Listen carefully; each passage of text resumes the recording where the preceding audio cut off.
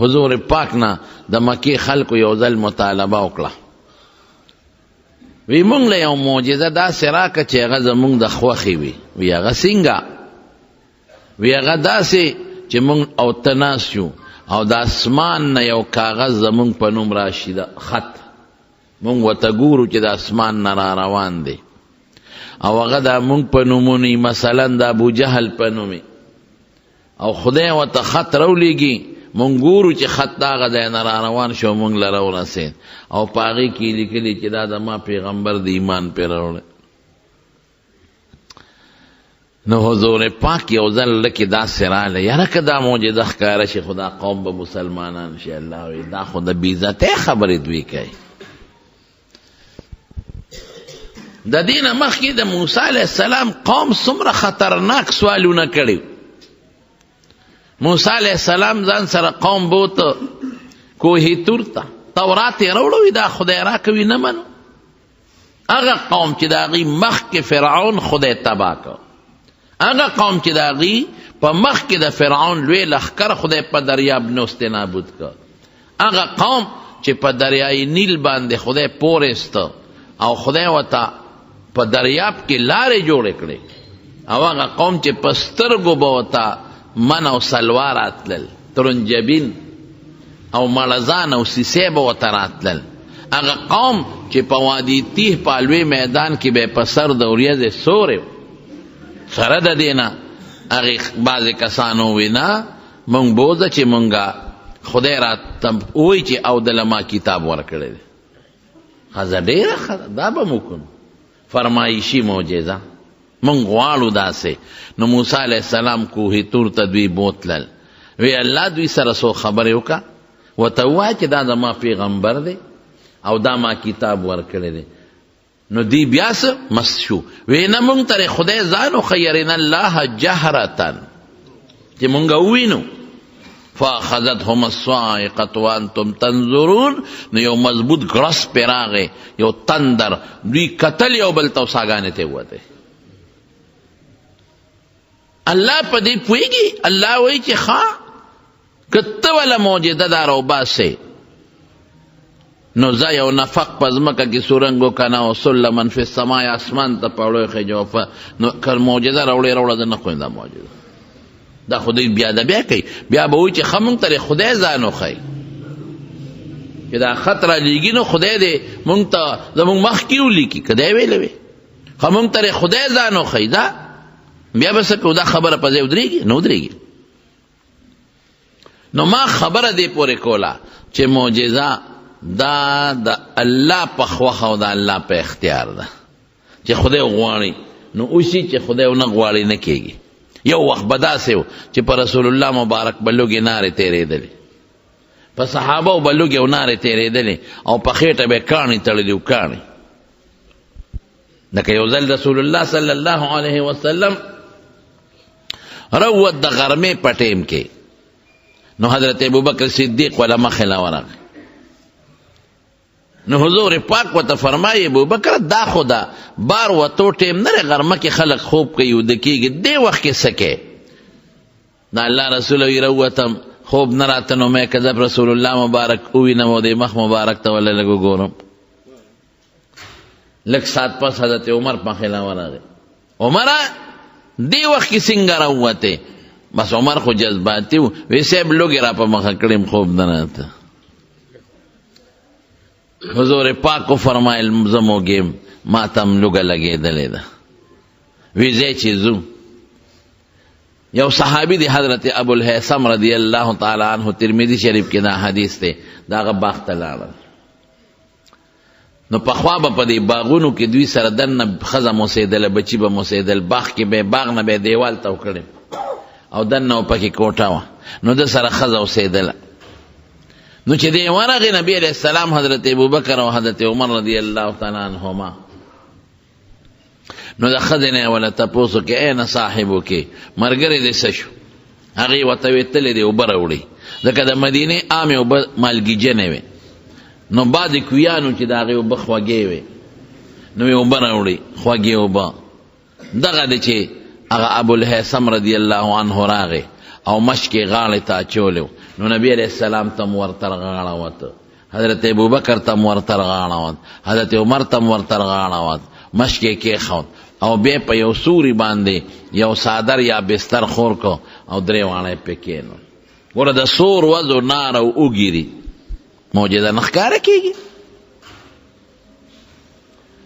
ابوالحیثم رضی الله عنه لاړو د کجورې نه یو غونچکې را پرېښ کړو او نبی علیہ السلام ته مخکې کېښود. حضور پاک ورته وفرمایل ابوالحیثم تا به پکې موږ له پخې کجورې را غونډې کړې وې نو غونچک ته ولې راوشوکاو. وی د الله رسول زما دا ارمان دی چې تاسو ځان له خپله پکې خوښې کې، که پخې خورئ که کچه خورئ او بوسر ورته وي نیم پخته چې کم یم خوښي، او بیا چاړه راواغېسته او څاروي یې ولالالو. نو حضور پاک ولا آواز ورکو وی لکه ګورې ته خو موږ له څاروی لالې ګډه یا چیلې، خو ګورې ذاتو در د پیو والا لاله نه کې چې تاسو له پی کوئ. هغه وی ښه. نو چیلې یا ګډې ولا لال که نو هغه پوخ کو.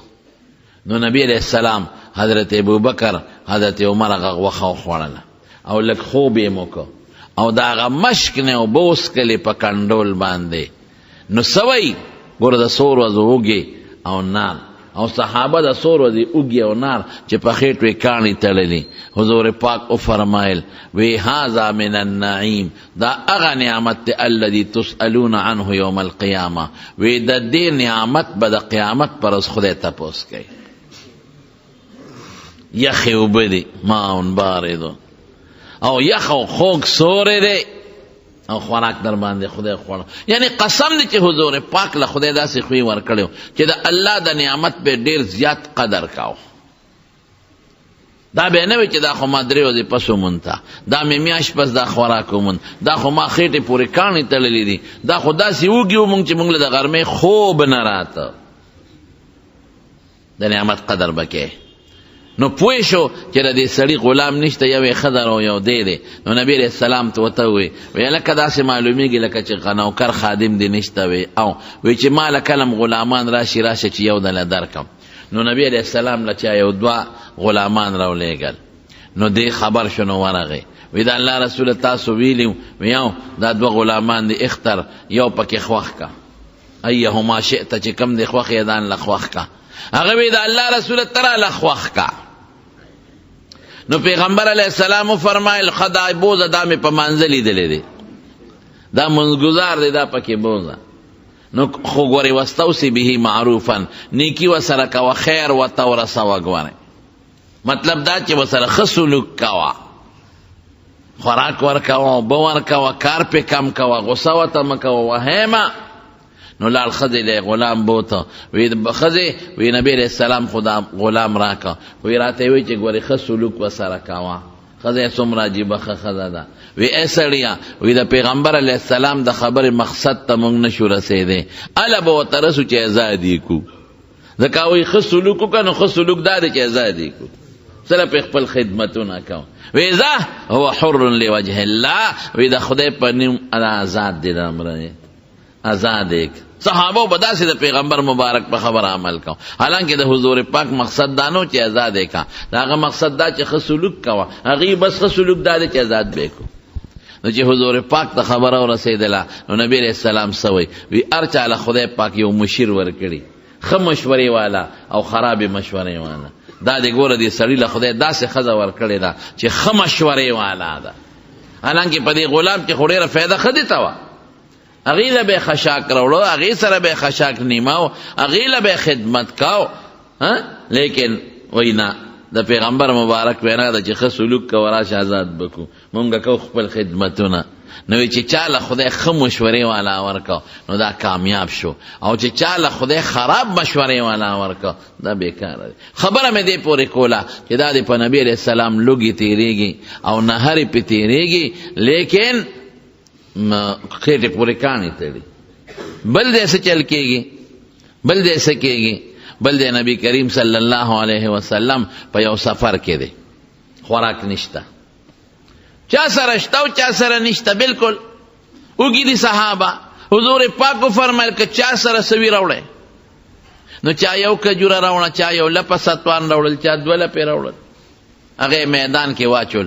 نبی علیہ السلام مبارک هغه وړه قولټولې یو ځای کړل، وی راشئ وړئ، هر یو ته لوښې ډک یوړه، هر یو ته لوښې ډک یوړه. دا معجزه شوه د نبی علیہ السلام. نو ګوره دا الله پیغمبر تړه کې واچي چې داسې کېږي، کله و تړه کې نه اچوي چې داسې نه کېږي.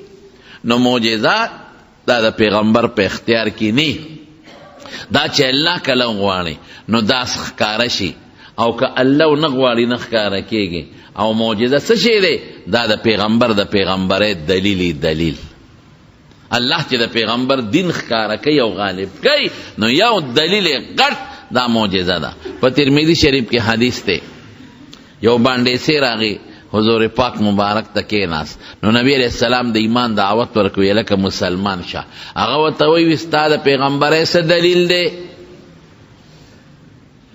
نو نبی علیہ السلام فرمایل وی که د اونې د غونچک ته اشاره وکم او دا د ځمکې ته راښکته شو، ځمکې له ورسي، او بیا ورته اشاره وکم او خپل ځای له واپس ورسي، او به منې؟ هغه وی بالکل یې منم. دا اوس معجزه شو. دا اوس الله لکې واچې حضور پاک ته. د انسان دړو د خدای په منځ کې ډېر مضبوط تړون دی. ته به نه خبره اوس تاله ته به خبره راغورځولي. نو که عام نیک سړي ته زړه ته داسې یو خبره راشي نو کشف ورته وایي، الهام ورته وایي. او چې پیغمبر ته راشي د هغه د وحی په ذریعه راځي، هغې ته مونږ کشف وایو، پیغمبر ته هم کشف او الهام کېږي. خو زمونږ کشف الهام څه یقیني شی نه دی، او د پیغمبر کشف الهام وحی وي، هغه مضبوط او یقیني خبره. نو وی که داسې وکم او به منې؟ هغه وی او بالکل. نو حضور پاک د اونې غونچک ته اشارت وکړو، نو غونچک ځمکې له راورسېد. نو بیا ورته اشارت وکړو، نو واپس خپل ځای له ورسېد. بس بانډیسي چې دا معجزه وکړه واقعي، نو بانډیسي کلمه شهادت وی او خدای پاک مسلمان کړ. لیکن ډېر خلکو د حضور پاک معجزې لیدي دي، منلې نه دي، خو چې غوښتې دي او منلې نه دي نو خدای تباه کړي دي. لکه د هغې ځای د یو دوه درې مثاله درکوم. ابو جهل نبی علیہ السلام ته یو معجزه راته وښایه. څه معجزه؟ وی دا سپومۍ راله په منځ دوکه. نو څونه غټه خبره ده. او دې وخت کې نبی علیہ السلام په جبل ابي قبیس د پاسه ولاړ، شپه ده، او دا ټول کافران مشرکان ته راته دي. مطلب دا چې دا خو ډېره ګرانه معجزه ده، نو دا به دې ونه کړي چې نو موږ به ورپسې لاسونه وټپو. فسادیان خلک دقی. د فسادي سړي مقصد د بل توهین وي او د بل سپکول وي. نو پیغمبر علیہ السلام یې حکم داسې وي، او نو نبی علیہ السلام سپومۍ ته اشاره وکړه. نو سپومۍ په میان دوه ځایه شوه، نیمه د غر نه یو خوا شوه او نیمه د غر د پاسه وه. بیوسم اقتربت الساعة وانشق القمر، قرآن شریف کې الله فرمائے وی دا د قیامت نښې دي، دا د قیامت نښه ده. چې وی کتل وی دا دې خو په موږ نظربندي وکړه، جادو دې وکړه، جادو نظربندي.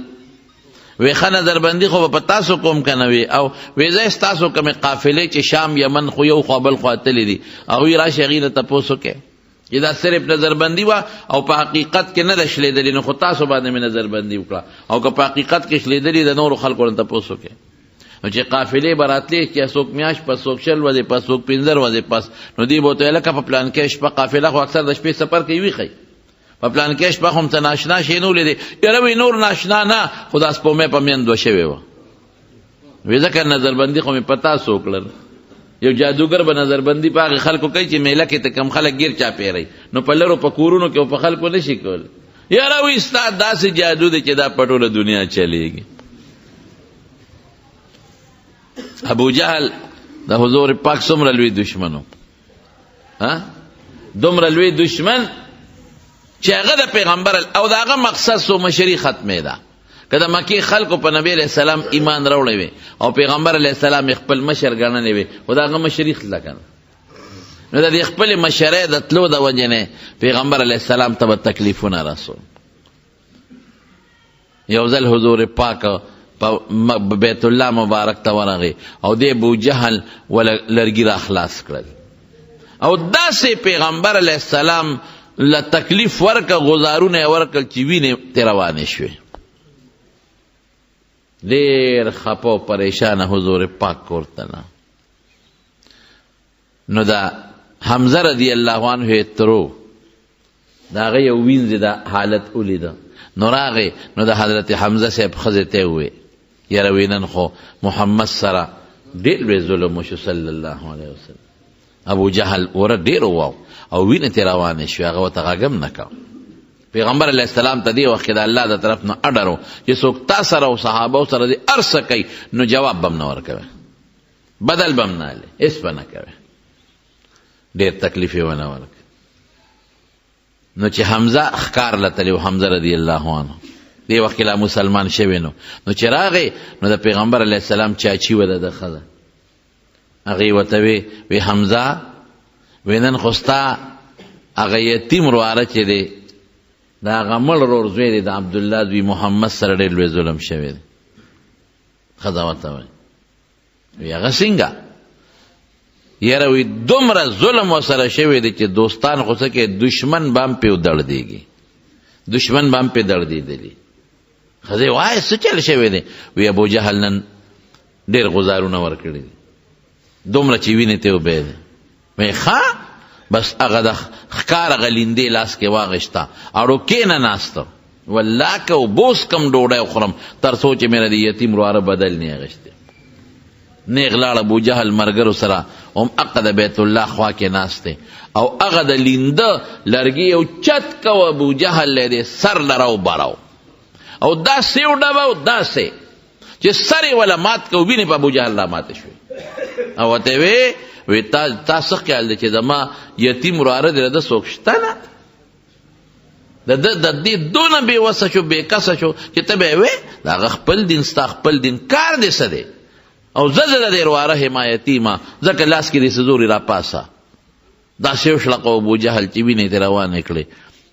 چې کور ته راغی نو پیغمبر علیه السلام ته یې ورواره وی بدل مې دله واغېستو، تا نه وینې بهیولې وې ما ترې له زیاتې وینې وبهیولې او سر مې ولا مات کو، ټول وجود یې د وینو شوړ پوړ دی. خوشحاله شوې؟ حضور پاک ورته څه وایي؟ هغه هغه وخت سره خپلې وینې هم پاکولې. وی تره په دې نه خوشحالېږم. حیران شو، وی په څه خوشحالېږي؟ وی په دې خوشحالېږم چې ما سره مسلمان شو کلمه شهادت ووایي. ما که خوشحاله ده ما بدلې ماله، زه خو الله را لېږلم دې له لیظهره علی الدین کله چې دا دین په نورو دینونو غالب کم. نو ما ته به څوک کنځل کوي، څوک به مې وهي، څوک به مې شړي، څوک به یو څه وایي، څوک به بل څه وایي. نو ته به زما د چا نه بدل اخلې؟ زما جون خو همدقه دی. اوس زما جون کې اوس دمه نشته، آرام نشته، سکون نشته. زما جون ټول د دقه قصو سره او د والو د ویشتلو سره دی. څوک به مې په کاڼو ولي، څوک به مې کنځي. په دې نه خوشحالېږم په بدل، په دې خوشحالېږم چې زما دا کلمه ومنه، الله یې ومنه. وی خرواره په دې خوشحالېږي. وی ښایه راته کلمه. حضرت حمزه کلمه شهادت وی خدای مسلمان کړ. ابو جهل خدای وساتو، خدای هلاک کړ. او دومره سخت ظالم چې یو ځل دومره ظلم وکړ چې د خپلې کوڅې مخې ته په لار کې کوي وکناو، هم د شپې پټ په نوکرانو کې څوک خبر نشي، او داسې کوي او کناو ظالم بچي چې دنه جاور کړه لکه د خوم په شانته، دنه ولا خېټه جوړه کړه جوړې کړه او سر یې ولا تنګ کړی. مطلب یې دا چې دې کې څوک ور پرېوځي چې ترې راونځي، او د پاسه په نری نری سانګي کې خودې او د پاسه په خوره واچوله چې چاته پته ونه لګي. دا د پیغمبر علیه السلام دپاره یو لټ جوړ کړ، لټ، او ځان یې د قصده نه جوړه کړ. نو د حضور پاک مبارک عادت خو به دا چې څوک به بیمار و که کافر به مو نو تپوس ته به یې ته د قصده یې ځان نه جوړه کړ، چاته یې ورشه محمد خبر کې صلی الله علیه وسلم. ما ورته مه یادوې خو خبرې کوي چې ناجوړه دی. نو چې راځي نو په دې لاره کې د کوي کې به وغورځېږي، نو بس پکې به ختم شي. نبی علیہ السلام چا خبر که چې ابو جهل بیمار دی، نو حضور پاک له خو خدای ډېرې ښکلې خوی ورکړې. قرآن وایي انک لعلی خلق عظیم، تا له خدای لوی خوی درکړی دی، عظیم خوی. نو چې پیغمبر علیه السلام راته د کوي غاړې ته نږدې شو نو جبریل ولا راغی، مزه ولې؟ وی دا خو تا ته خوره ښکاري، خو لاندې چختي بندکي پکې پروز دی، او داسې ناتاترین کوی دی د راوتو انتظام هم نه کېږي. مزه. نو حضور پاک واپس شو. نو چې واپس شو نو ابو جهل ته چا وی چې خو راغی خو نیمې لارې نه واپس شو. نو بس دو خدای ړون کړون کی بعضې وخت الله بعضې وخت یو انسان څه کی ړون کړون کی. هغه دغه ته چا وی ملا جرګک ته. ملا جرګک چې دی نو دی اوبه معلوموي. سلیمان علیه السلام به ځان سره ګرځاو چې ما ته اوبه معلوموي چې دلته دومره اوبه دي او دلته دومره اوبه دي ځمکې لاندې اوبه معلوموي. قرآن شریف کې راځي. نو مولا جرګک تاسې د مثال دی.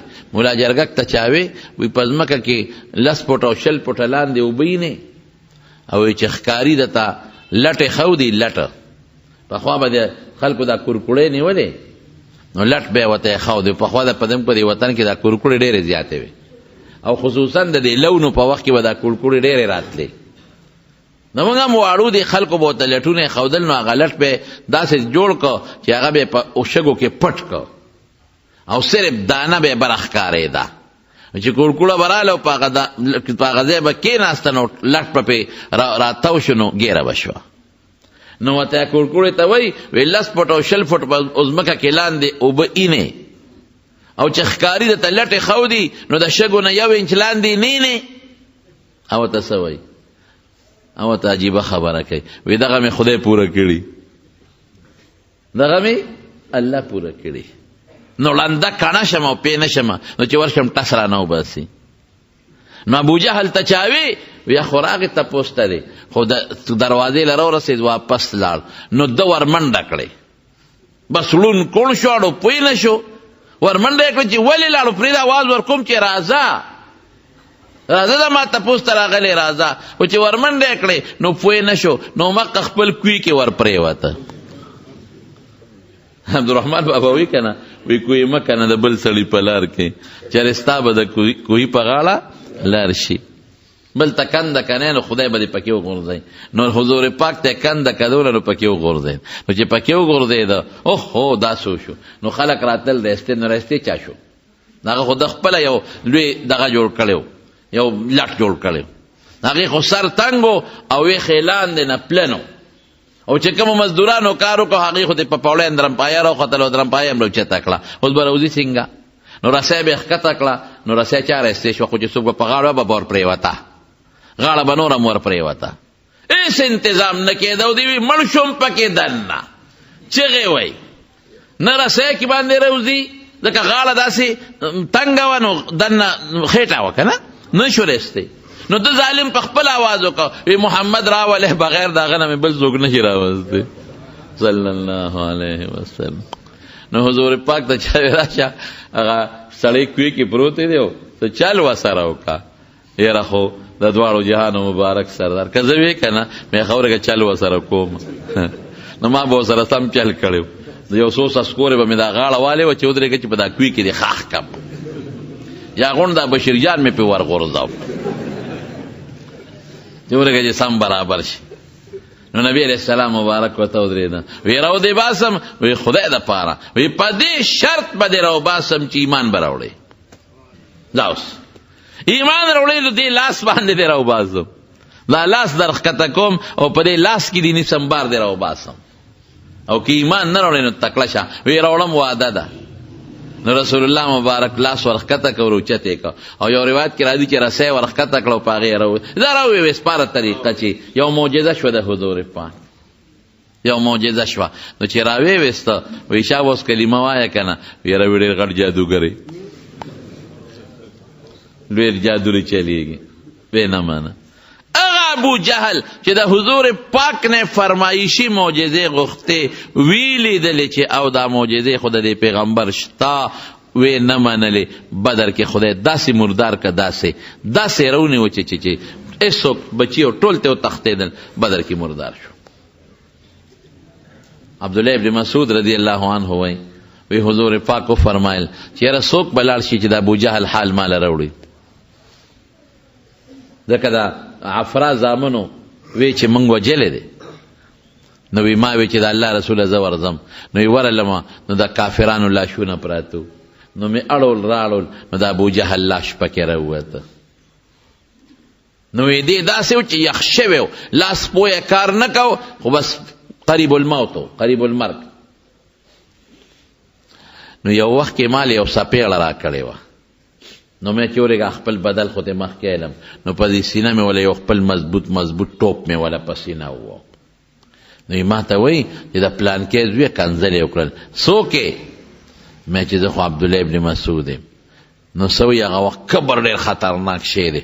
وایي په سینه یې لاس کېښود، وایي دومره غټه سینه به د بل چالي دی؟ وایي ما ورته چې سینه دې پرېږده غټه ده او که وړه ده خو سر ده نه پرې کوم. وایي څه پې کې؟ ما وی نبی علیہ السلام لیوړم، کبر ډېر خطرناک شی دی. وی ښه چې پرې کې نو دا د ویښ کې پرې که دې سینې سره چې زما سر په نورو سرونو کې پروت وي نو د سردار سر به ښکاري.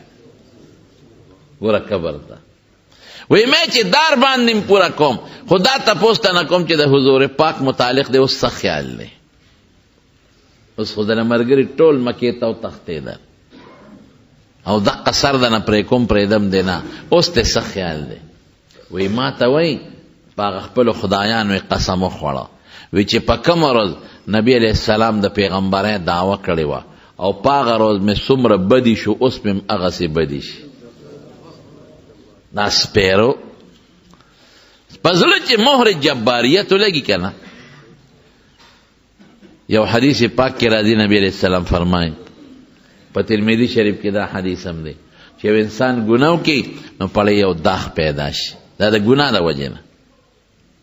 نو که دې توبه وباسي او استغفار ووایي نو دا داغ ته خدای ختم کړي، او که دې توبه ونه باسي استغفار ونه وایي نو بیا ورپسې بله ګناه وکړي نو داغ لږ نور زیات شي.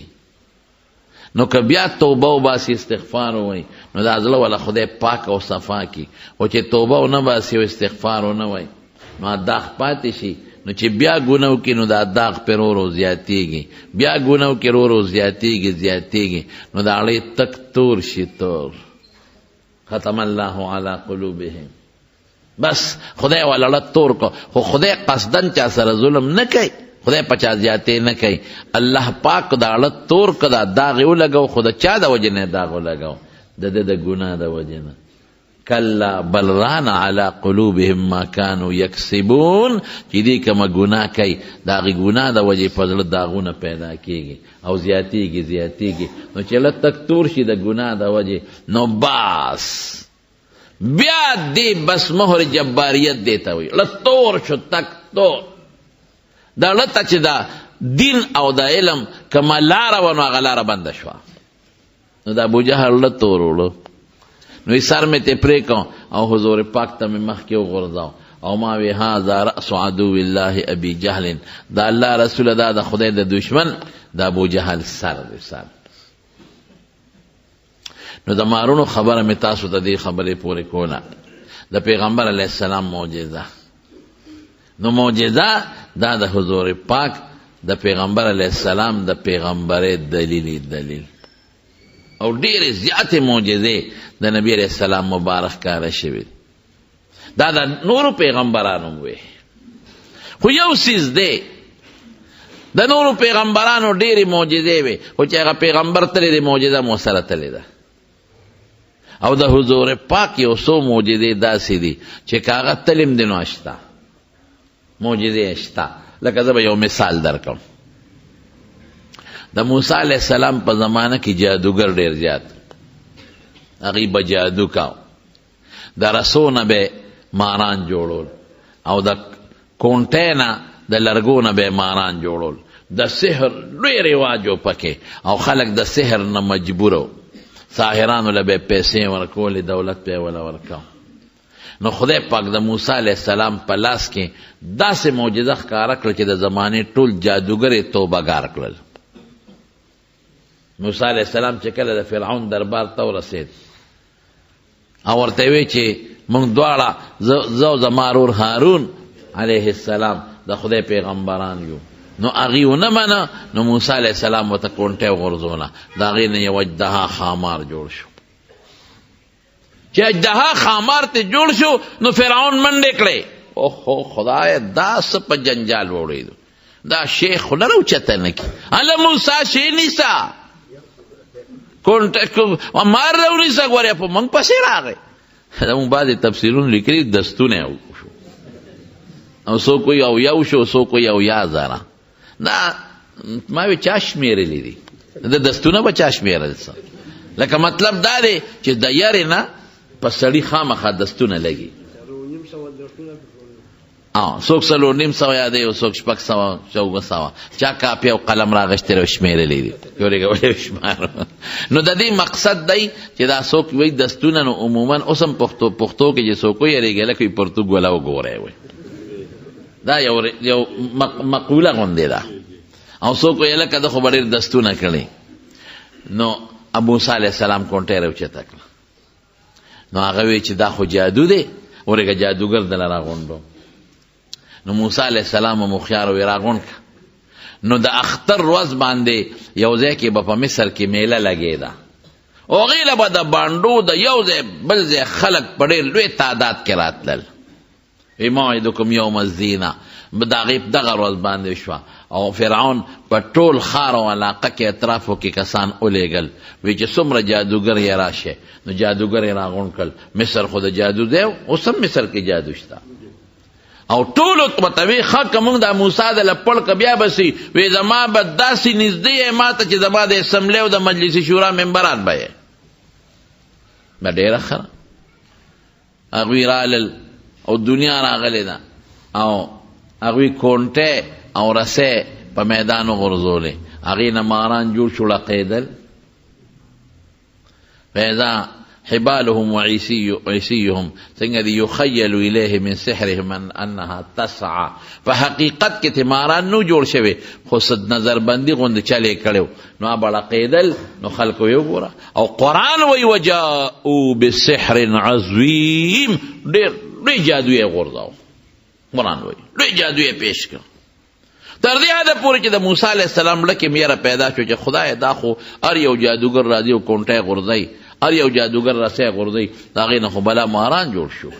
دا به څه کېږي الله ته پام کوه ګورې ونه یېرېږي فکر مه کوه مونږ د ملګري یو کونټۍ دې غورځوه چې موسی علیه السلام څنګه کونټۍ وغورځوله د هغې نه یو اجدها خامار جوړ شو او داسې خامار ته جوړ شو چې هغې هغه څومره رسیو کو لرګونه ماران جوړ کړي و الواقع تیر کړل خېټه هم غټه نه شوه. بس جادوګرو خو پوه شو ګوره مولا پیژنې ناتخوان پیژنې جادوګر پیژنې بس هغې خو پوه چې دا خو جادو نه دی بس د هغې پوه شو چې دا خو د خدای پیغمبر دی. ټولو په یو ژبه وی چې زموږ د موسی او د هارون په رب ایمان دی ټول توبهګار شو.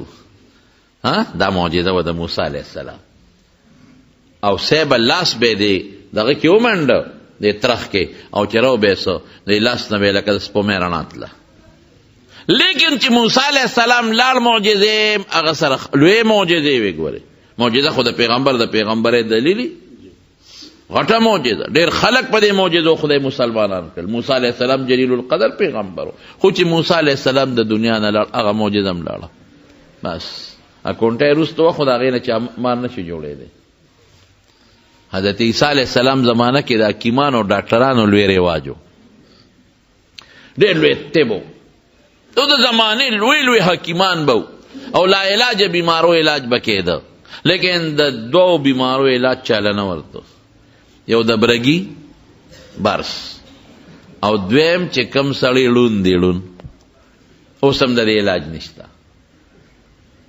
حضرت عیسی علیه السلام له خدای داسې معجزه ورکړه چې کم سړي باندې به د برس او د برګي مرض او لاس به پراخ که خدای به جوړو او چې کم سړی به ړوند بلکې پیدایشي ړوند دا لږ خطرناک ړوند دی چې په سترګو به یې لاس راکړه نو خدای به جوړ کړه. او دا خو لا وړې خبرې دي چې برس والا ړوند جوړېدل دي په قبر به ته او چې مړي ته به یې اواز وکړې قم باذن الله نو مړی به هم جمدې شو د لحد نه به راووت نیغ به ودرېد. دا غټې معجزې وې خو چې موسی علیه السلام لاړ نو معجزې م ورسره لاړې ختم. دا د هغه پورې وې د هغه نه پس دا معجزې نشته. صالح علیه السلام دا هغه دا معجزه وه چې خدای وله اوښه ورکړې وه دې ته مطالبه کړې وه قوم کافر بچو داسې مطالبه کوله چې د آخرت پیدا پکې نه وره دنیا وه چې موږ له داسې یو اوښه راوباسه چې موږ له پی راکوي ډېره ښه ده. نو اوښه راووته، نو اوښې به دومره پی کول چې ټول به پې مړېدل، کېناستېدل به وله شله به. نو چې داسې اوښی چې پی ډېر کوي نو خوراک به هم ډېر خوري که نه. په ارامۍ غوا خو پی ډېر کوي خو خوراک ته هم ټینګېدل ګران دی، د هغې خوله نه ودرېږي د خوراک نه. یا د چیلې او د غوا په نسبت میخه پی ډېر کوي نو خوراک هم ډېر خوري که نه. نو هغې به خوراک هم کو او اوبه به هم څکلې. نو یو ورځ یې وله مقرر کړه چې په دې ورځ به تاسو د چینې نه اوبه نه څکئ، دا به څکئ، او دې پلانکې علاقې ته به تاسو سرن له څاروي نه بوځئ چې دا پکې سریږي.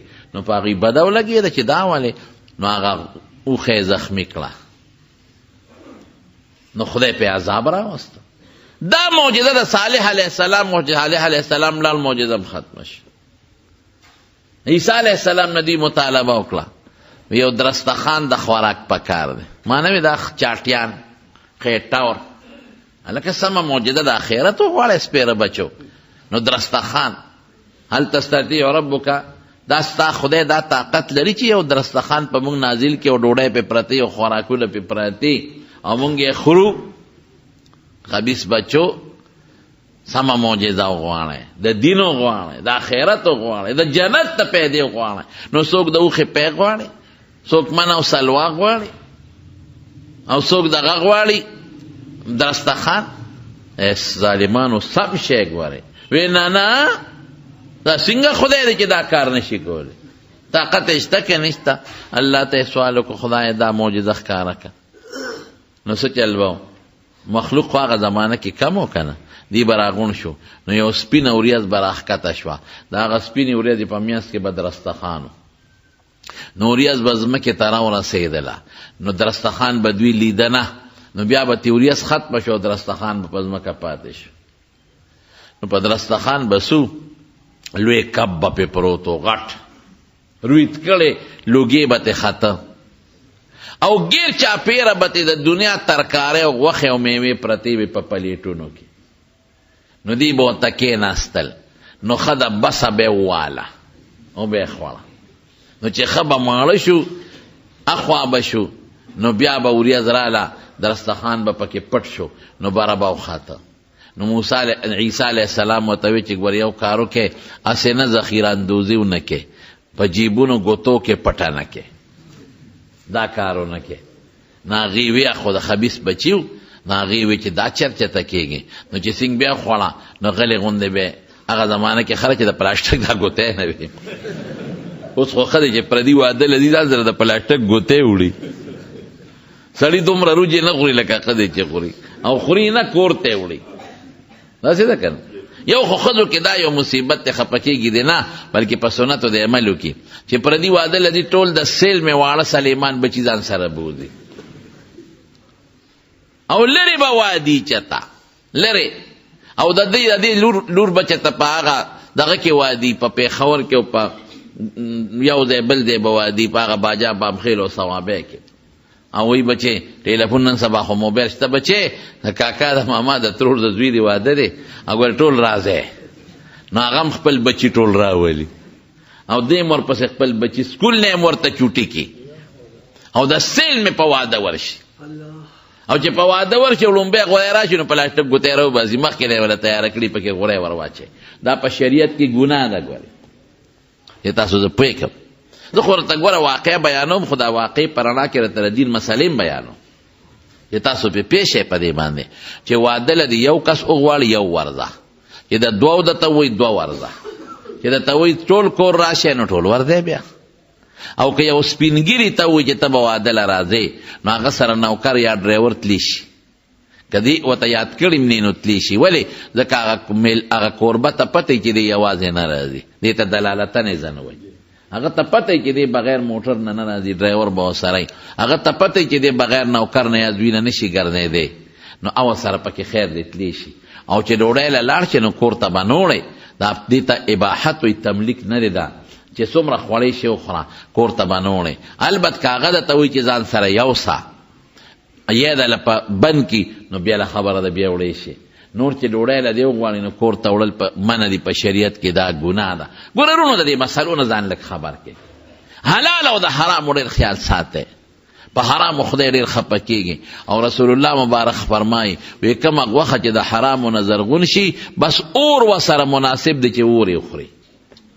نو حرامو نه ځان ساتئ. بعضې څیز معمولي غوندې شبهه پکې راشي او حرام بشي درته او تاله به لوی تاوان د آخرت درکوي. زمونږ خلک ته ځان نه ساتي. نو یو په دې ودونو کې دا خیال ساتئ. دا ډېر بې مصیبت دی. نابللې به واده له بلکل نه ځئ. په دې پېښور کې دا جنټلمینان نه دي، جنټلمین پېژنئ؟ دا کباړ کې چې د 10 روپو پتلون اغوستي، کباړ کې د 10 روپو پتلون د 10 او د 10 روپو کوټ یې چولی او د 50 روپو هغه تورې چشمې یې چولی او کونټه یې لاس کې اغوښتي. دا نه لوی سیکرټري جنرل جوړ کړي. نور غریب له اردوم نه ورځي خو شکل جوړ کې بوټان پالش کی او د اتوار پر په شادي حال مفتو کې وردن نشي. هلته خو شادي حال کې ډوډۍ وي کنه، په شادي حال ورشي داسې شکل یې جوړ کړی چې هغې ورته رنه سلوټ کوي. جی سلام علیکم. زوی وایي د پلار به مې میل بی او پلار وایي د زوی به مې میل بی او هغه داسې شکل جوړ کړی خو پوره پولټیکلي جج ښکاري. هغه سیکرټري جنرل ښکاري. هغه ته څوک ویلی شي چې تا کاډو خایا ښه مدېدار لاړ شي ډوډۍ وخوري او وښکو باندې جبه ومږې وروځي په خېټه لاس راکاږي بیا په بل شادي حال ورشي بیا په بل ورشي. دا ډېره لویه ګناه ده او جرم دی. اکثر په دې ودونو کې موږ ته خلک وایي یاره چې مونږ خو د 400 کسو ډوډۍ بندوبست کړو خو 600 پرې رالل. مونږ خو د 400 کړو 800 پرې رالل. نو د 800 د اسمان نه شیطانان خو نه راکوزېږي چې هغې یې خوري. دا بې دعوته خوري، بې دعوته پردی ډوډۍ تلل دا په شریعت کې ګناه ده. دا ناروا دی او حرام دی. دې له بلکل نه ورځئ چې دعوت دله څوک درکړي نو ورځئ به. نو هغه عیسی علیه السلام ورته وایي چې خورئ دا شی خو ګورې ذخیره اندوزي به نه کوئ.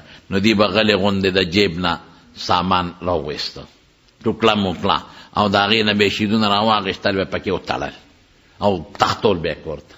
نو خدای ورسره څه چلو که الله ورسره دا چلو که چې بیزوګان او خنزیران ته خدای جوړ کړل.